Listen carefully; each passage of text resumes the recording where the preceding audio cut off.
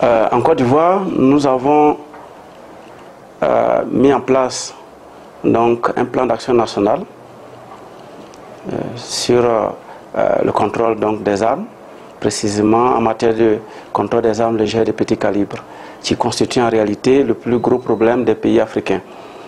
Et ce programme fait partie du moins intégrale de la réforme du secteur de la sécurité au niveau de la Côte d'Ivoire. Et c'est un programme qui a plusieurs parties. Et l'une des parties donc concerne les programmes PSSM, donc programme de sécurité physique et de gestion des stocks des armes. Dans le cadre de ce programme PSSM, nous avons donc élaboré plusieurs volets, mis en place plusieurs volets. Le premier volet concerne la question du marquage, où nous avons donc adopté un code, et le code comprend donc les sigles de ECOWAS, le code du pays, donc de la Côte d'Ivoire, le code de la force qui utilise l'arme, et puis le numéro de série. Donc un minimum de 4 éléments. Et c'est ce même code, système du moins de code qui va être utilisé dans chaque pays. Et chaque pays, au niveau de l'Afrique de l'Ouest, est amené donc à faire ce marquage de sorte à ce que les armes qui vont circuler au niveau de l'Afrique de l'Ouest seront des armes sûres. Et donc au niveau de la Côte d'Ivoire, après l'adoption de ce code, nous avons immédiatement acheté bien entendu des machines, acquis des machines avec l'appui d'un certain nombre de partenaires et formé des équipes au niveau des différentes forces pour pouvoir faire donc le marquage. Avant le marquage, il y a absolument un inventaire à faire. Donc quand ils font l'inventaire, ils font le marquage des différentes armes. Nous avons donc marqué les armes de la police, les armes de la gendarmerie, les armes de l'armée. Nous avons commencé même les armes des douanes et les armes aussi des eaux et forêts. Nous pensons pouvoir finir l'année prochaine. Après le marquage, immédiatement les armes sont enregistrées. Une fois enregistrées, on constitue alors une base de données. Donc aujourd'hui, toutes les armes qui ont été marquées sont dans une base de données. Maintenant, au niveau même de cette base de données, nous avons initié un programme de base de données électronique, donc informatisé, avec un serveur et un logiciel.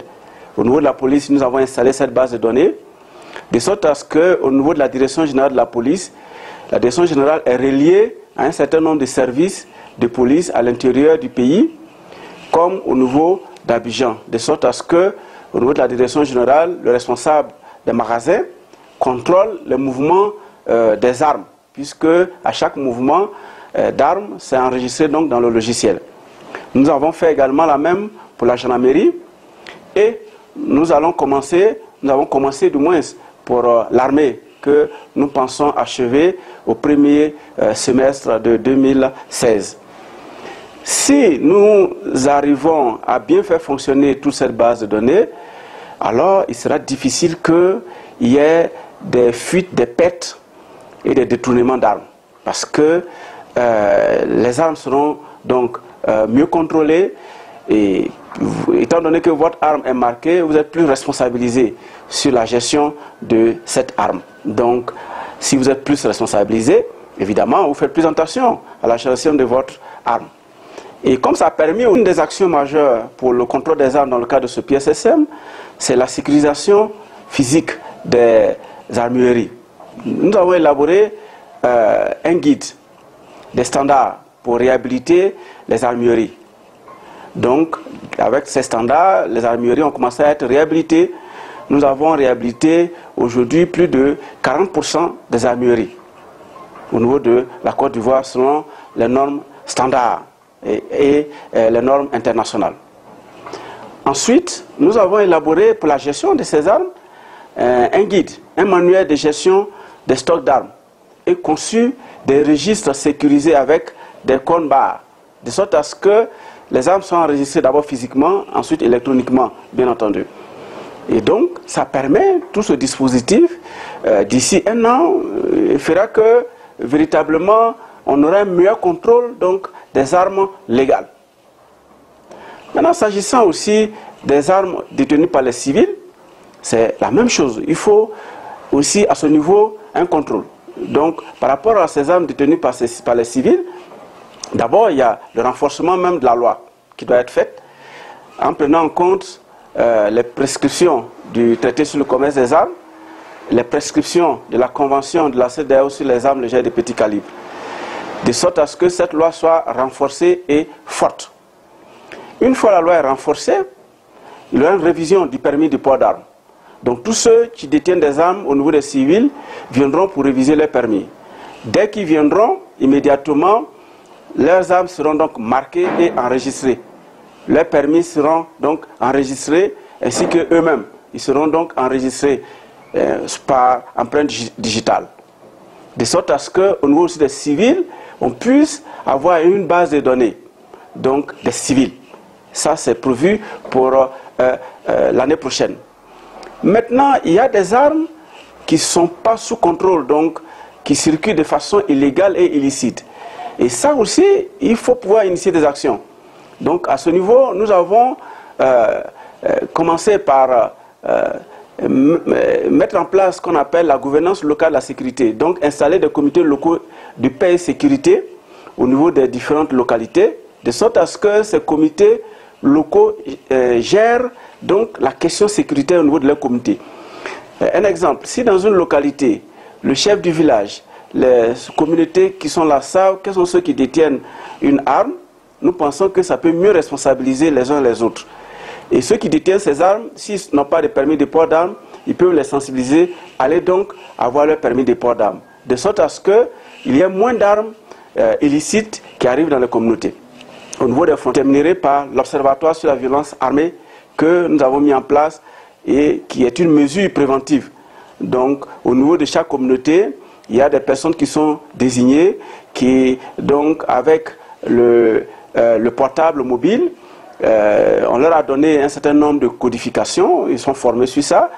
Avec ça, ils transmettent donc des SMS quand il y a des violences qui sont liées à l'utilisation d'armes à Abidjan, donc sur une plateforme électronique.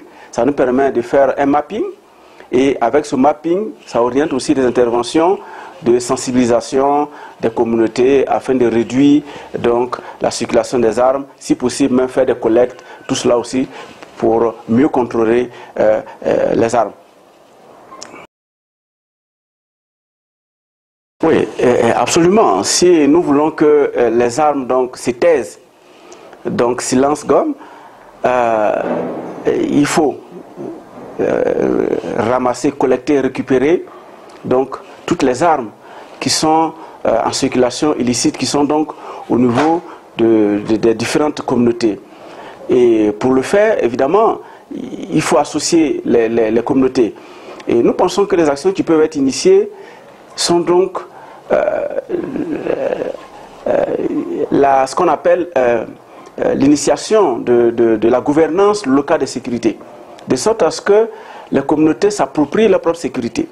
Donc il faut mettre en place un mécanisme local de gestion de la sécurité, c'est-à-dire les comités locaux de sécurité qui peuvent être installés dans les différentes localités.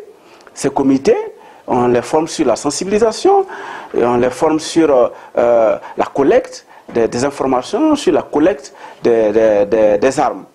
Donc, une fois ces communautés sont, il faut associer la société civile, absolument impliquer la société civile à tous les niveaux de la campagne de la sensibilisation, de sorte à ce que, évidemment, ces sociétés civiles étant membres des communautés, pourront faire beaucoup de lobbying, pourront faire beaucoup de plaidoyer, pourront faire beaucoup d'activités aussi de sensibilisation et de prise de conscience au niveau des différentes communautés. Et ensuite vient, bien entendu, les réalisons toutes ces actions-là avec le soutien des différents partenaires, le soutien de différents acteurs, nous réussirons donc à faire taire les armes au niveau des différentes communautés. Et bien entendu, tout cela passe par la mise en œuvre du TCA, parce que si nous collectons, nous réussissons à collecter les armes qui sont en circulation illicite et que le TCA n'est pas mis en œuvre, le TCA n'est pas signé et ratifié, ben les armes vont toujours continuer à être vendues et vont continuer à circuler de façon illicite. Oui, la convention de la CEDEAO sur les armes légères de petit calibre est un engagement fort donc, des États de l'Afrique de l'Ouest. Et il faut vraiment se féliciter parce que les différents États de l'Afrique de l'Ouest se sont vraiment engagés dans la mise en œuvre de cette convention.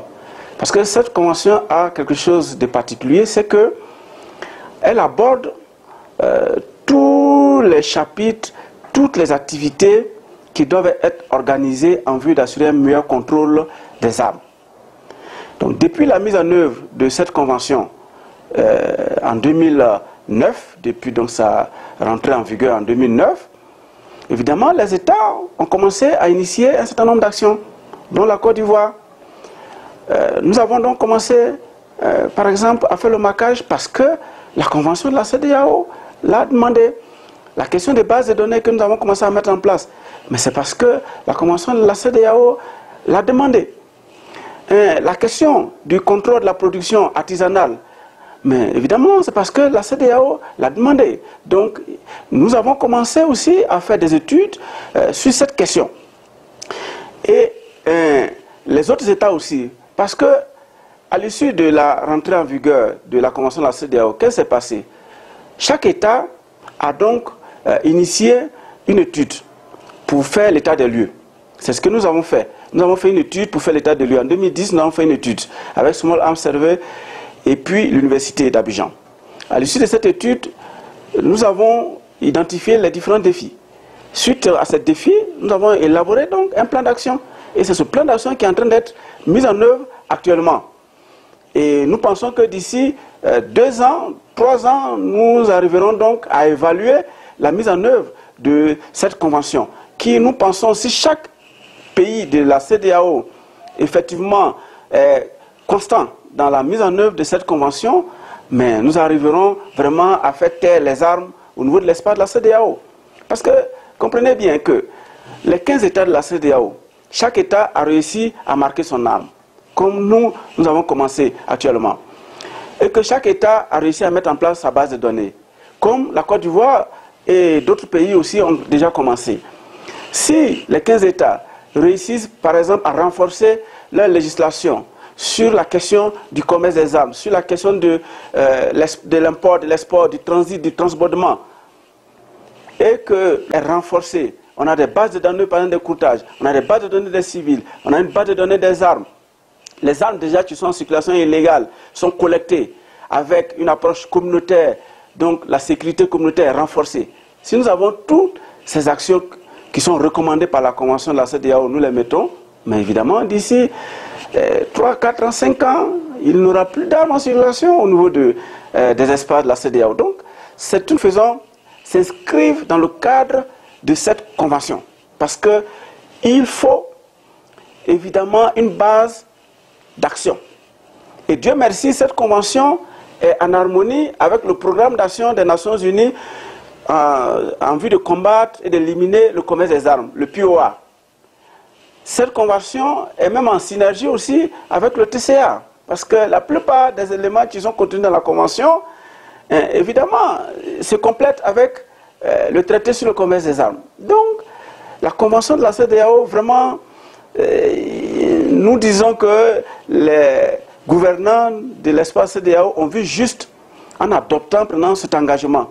Il appartient maintenant aux structures qui sont donc responsables de la mise en œuvre de cette convention, de faire des propositions, de définir des politiques, de sorte à ce qu'on puisse, step by step, donc étape by étape, mettre en œuvre toutes les dispositions de la convention de la CEDEAO.